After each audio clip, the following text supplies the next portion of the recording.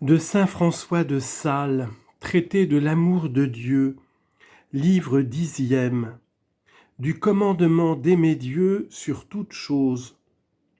Chapitre 1er, de la douceur du commandement que Dieu nous a fait de l'aimer sur toute chose.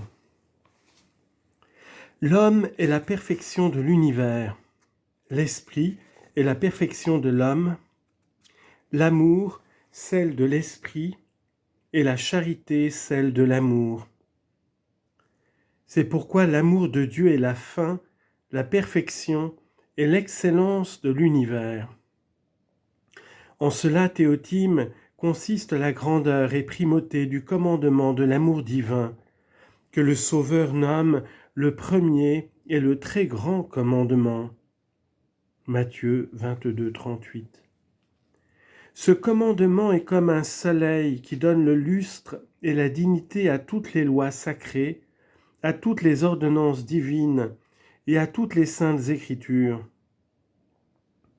Tout est fait pour ce céleste amour et tout se rapporte à lui. De l'arbre sacré de ce commandement dépendent tous les conseils, exhortations, inspirations et les autres commandements comme ses fleurs et la vie éternelle comme son fruit. Et tout ce qui ne tend point à l'amour éternel tend à la mort éternelle. Grand commandement, duquel la parfaite pratique dure en la vie éternelle, mais n'est autre chose que la vie éternelle. Mais voyez, Théotime, combien cette loi d'amour est aimable.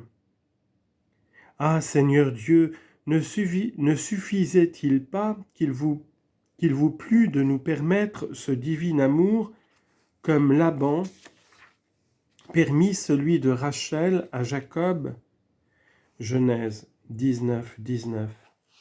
Sans qu'il vous plût encore de nous y semondre par exhortation, de nous y pousser par vos commandements. Mais non, bonté divine, afin que ni votre grandeur, ni notre bassesse, ni prétexte quelconque ne nous retardât de vous aimer, vous nous le commandez. Le pauvre Appel, ne se pouvant garder d'aimer, n'osait toutefois aimer la belle Compapée, parce qu'elle appartenait au grand Alexandre. Mais quand il eut congé de l'aimer, combien s'en estima-t-il obligé à celui qui le lui permettait? Il ne savait s'il devait plus aimer ou cette belle Compapée qu'un si grand empereur lui avait quitté, ou ce grand empereur qui lui avait quitté une si belle Compapée. Ô vrai Dieu, si nous le savions entendre, mon cher Théotime, quelle obligation aurions-nous à ce souverain bien qui non seulement nous permet, mais nous commande de l'aimer. Hélas, ô Dieu, je ne sais pas si je dois plus aimer votre infinie beauté qu'une si divine bonté m'ordonne d'aimer, ou votre divine bonté qui m'ordonne d'aimer une si très infinie beauté. Ô beauté, combien êtes-vous aimable, m'étant octroyée par une si immense bonté. Ô bonté que vous êtes amiable de me communiquer une si éminente beauté. Dieu, au jour du jugement, imprimera dans les esprits des damnés l'appréhension de la perte qu'ils feront en une façon admirable.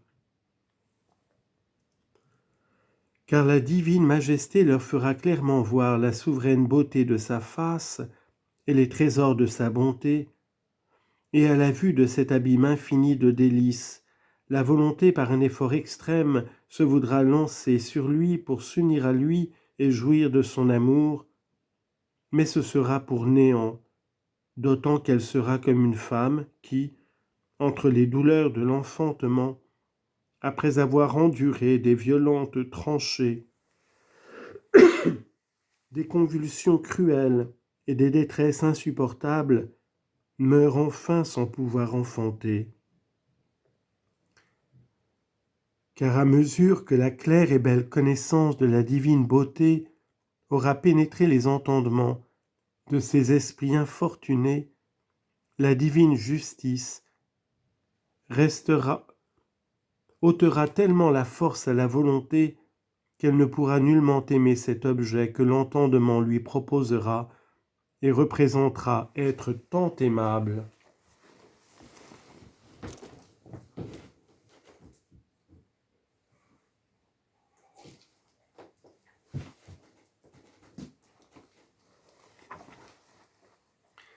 Et cette vue, qui devait engendrer un si grand amour en la volonté, en lieu de cela y fera naître une tristesse infinie, laquelle sera rendue éternelle par la souvenance qui demeurera à jamais en ces âmes perdues de la souveraine beauté qu'ils auront vue.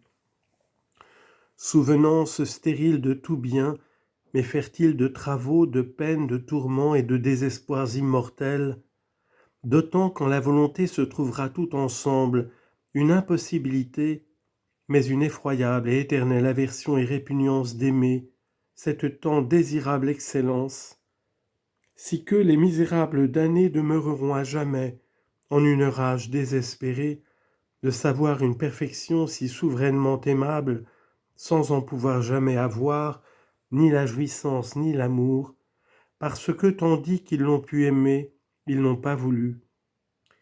Ils brûleront d'une soif d'autant plus violente que le souvenir de cette source des eaux de la vie éternelle aiguisera leurs ardeurs. Ils mourront immortellement comme des chiens, d'une faim d'autant plus véhémente que leur mémoire en affinera l'insatiable cruauté par le souvenir du festin duquel ils auront été privés. Car alors, frémissant de rage, le pervers tout sec deviendra, mais quoique brasse en son courage, le méchant tout lui défaudra. Psaume 111, verset 10. Certes, je ne voudrais pas assurer que cette vue de la beauté de Dieu que les malheureux auront comme en Éloise et à guise d'un éclair doivent être de même clarté que celle des bienheureux, mais elle sera pourtant si claire qu'ils verront le Fils de l'homme en sa majesté. Ils verront celui qu'ils ont percé. Jean, chapitre 19, verset 37. Et par la vue de cette gloire connaîtront la grandeur de leur perte.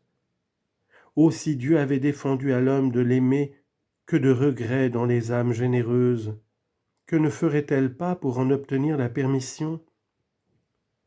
David entra au hasard d'un combat extrêmement rude pour avoir la fille du roi. 1 Roi 18, 27. Et qu'est-ce que ne fit pas Jacob pour pouvoir épouser Rachel ? Genèse 29, 18.